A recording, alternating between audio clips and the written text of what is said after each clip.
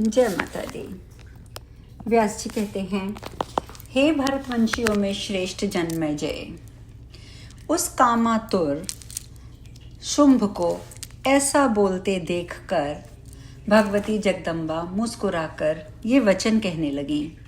देवी बोली, हे मंदबुद्धि, काम बाण से विमोहित होकर तुम इस प्रकार विषाद क्यों कर रहे हो? हे मूढ़, तुम पहले कालिका अथवा चामुंडा के साथ ही युद्ध कर लो। ये दोनों देवियां ही सम्रांगण में तुम्हारे साथ युद्ध करने में पूर्ण समर्थ हैं। मैं तो केवल दर्शक बनकर खड़ी हूँ। तुम इन दोनों पर यथेच प्रहार करो, मैं तुमसे लड़ने की इच्छा नहीं रखती। शुंभ से ऐसा कह के भगवती ने मधुर वाणी में कालिका से कहा, हे कालिके, कुरूपा के साथ लड़ने की इच्छा वाले इस दानव को तुम युद्ध में मार डालो। व्यास जी बोले, भगवती के इस प्रकार कहने पर काल रूपिणी कालिका काल से प्रेरित होकर बड़ी तेजी से तत्काल गदा उठाकर सावधानी पूर्वक रण में खड़ी हो गई।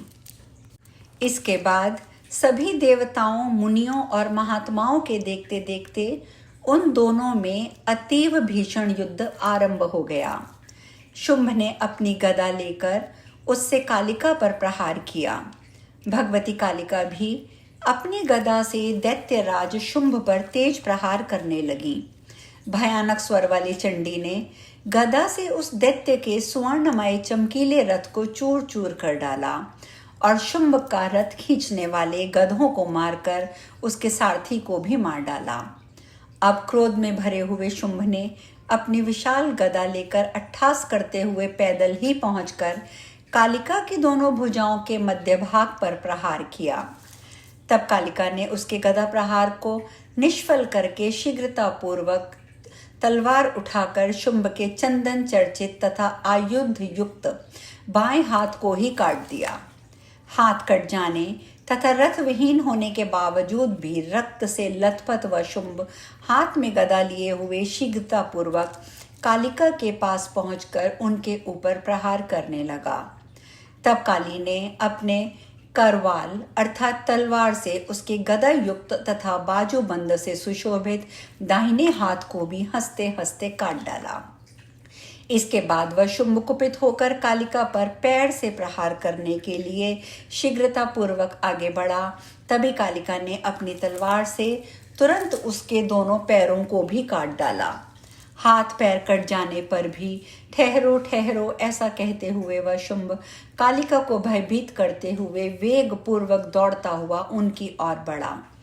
उसे आते देखकर कालिका ने उसके कमल सदृश मस्तक को काट दिया, जिससे उसके कंठ से रक्त की अजस्त्र धारा बहने लगी। मस्तक कट जाने पर पर्वत तुल्य वह शुंभ जमीन पर गिर पड़ा और उसके प्राण शरीर से निकलकर तत्काल प्रयाण कर गए। दैत्य शुंभ को इस प्रकार प्राण विहीन होकर गिरा देखकर इंद्र सहित सभी देवता भगवती चामुंडा तथा कालिका की स्तुति करने लगे। सुखदायक पवन बहने लगी, सभी दिशाएं अत्यंत निर्मल हो गईं। हवन करते समय शुभ सूचना के रूप में अग्नि की पवित्र ज्वालाएं दाहिनी ओर से उठने लगीं। हे राजन, जो दानव मरने से बच गए थे वे सभी जगदम्बिका को प्रणाम करके अपने अपने आयुध त्याग कर पाताल चले गए। देवी का उत्तम चरित्र, शुंभ आदि दैत्यों का वध और देवताओं की रक्षा, इन सब का वर्णन आपसे कर दिया। पृथ्वी पर रहने वाले जो मनुष्य इस समस्त आख्यान का भक्ति भाव से निरंतर पठन तथा श्रवण करते हैं वे निश्चित रूप से कृतार्थ हो जाते हैं। पुत्रहीन को पुत्र की प्राप्ति होती है, निर्धन को विपुल संपदा सुलभ हो जाती है, रोगी रोग से मुक्त हो जाता है, वह सभी वांछित फल प्राप्त कर लेता है और उसे शत्रुओं से किसी प्रकार का भय नहीं रह जाता। जो मनुष्य इस पवित्र आख्यान का नित्य पठन और श्रवण करता है वह अंत में मोक्ष का भागी हो जाता है। इतना सुनकर जन्मेजय बोले, हे मुने, आपने भगवती चंडिका की महिमा की भली भांति वर्णन कर दिया। अब आप ये बताने की कृपा करें कि 3 चरित्रों का प्रयोग करके पहले किसने भगवती की आराधना की थी। वे वरदायिनी भगवती किसके ऊपर प्रसन्न हुई? संपूर्ण कामनाओं को पूर्ण कर देने वाली देवी की उपासना करके किसने महान फल प्राप्त किया? हे कृपा निधान, ये सब बताइए। हे ब्राह्मण, हे महाभाग, जगदम्बा की उपासना विधि, पूजा विधि और हवन विधि भी विस्तार पूर्वक वर्णन कीजिए। सूत जी बोले, राजा की ये बात सुनकर सत्यवती नंदन कृष्ण द्वैपायन प्रसन्न होकर उन्हें महामाया भगवती का पूजन विधान बताने लगे। व्यास जी बोले, पूर्व काल में स्वारोचिष मनवंतर में सुरथ नामक एक राजा हुए, जो परम उद्दार, प्रजापाल में तत्पर, सत्यवादी, कर्मनिष्ठ, ब्राह्मणों के उपासक, गुरुजनों के प्रति भक्ति रखने वाले, सदा अपनी ही भार्या में अनुरक्त, दानशील, किसी के साथ विरोधाभाव न रखने वाले और धनुर्विद्या में पूर्ण पारंगत थे। इस प्रकार प्रजापाल में तत्पर रहने वाले राजा सुरथ से कुछ पर्वतवासी मलेच्छों ने अनायास ही शत्रुता ठान ली।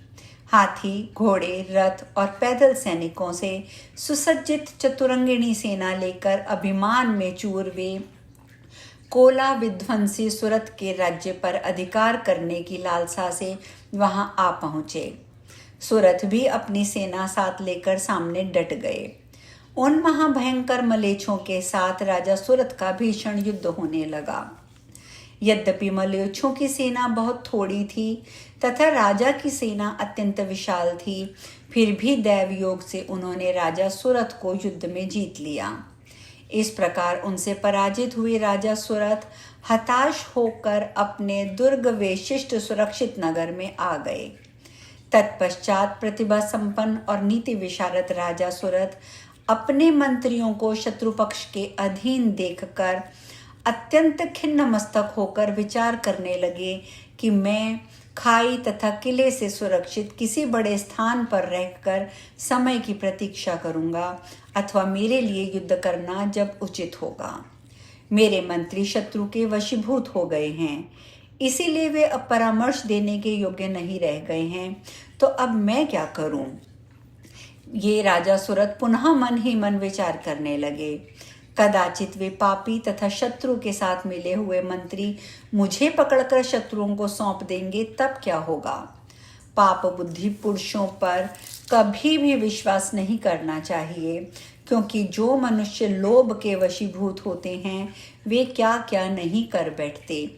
लोभपरायण मनुष्य अपने भाई, पिता, मित्र, सोहित्र, बंधु, बांधव, पूजनीय, गुरु और ब्राह्मण से भी सदा द्वेष करता है।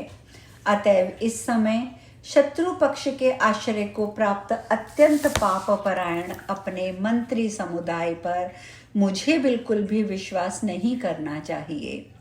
इस प्रकार अपने मन में भलीभांति विचार करके अत्यंत दुखी चित्त राजा सुरथ घोड़े पर आरूढ़ होकर अकेले ही उस नगर से निकल पड़े।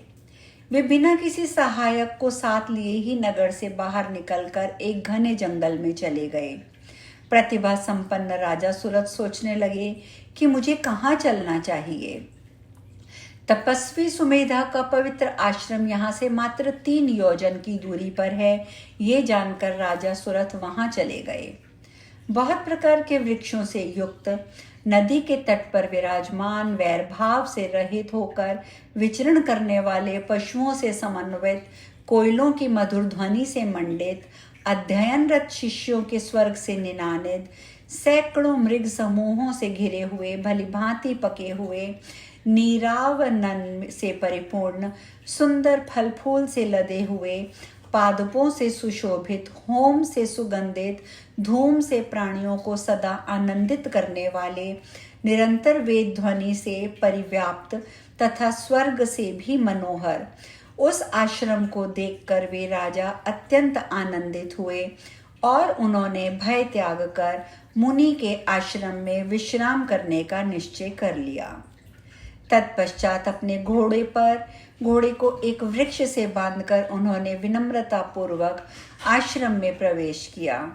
वहां उन्होंने देखा कि मुनि एक साल वृक्ष की छाया में मृगचर्म के आसन पर बैठे हुए हैं। उनकी आकृति शांत है। तपस्या करने के कारण उनका शरीर क्षीण हो गया है, उनका स्वभाव अति कोमल है। वे शिष्यों को पढ़ा रहे हैं। वे वेद शास्त्रों के तत्वदर्शी विद्वान हैं। क्रोध, लोभ आदि विकारों से मुक्त हैं। सुख दुख आदि द्वंद्वों से परे हैं। ईर्ष्या रहित, आत्मज्ञान के चिंतन में संलग्न, सत्यवादी तथा जितेंद्रिय हैं। उन्हें देखकर अश्रुपूरित नयनों वाले राजा सुरथ प्रेम पूर्वक उनके आगे दंड की भांति भूतल पर गिर पड़े। आज हम कथा में यही विश्राम लेंगे। शेष कल। जय माता दी।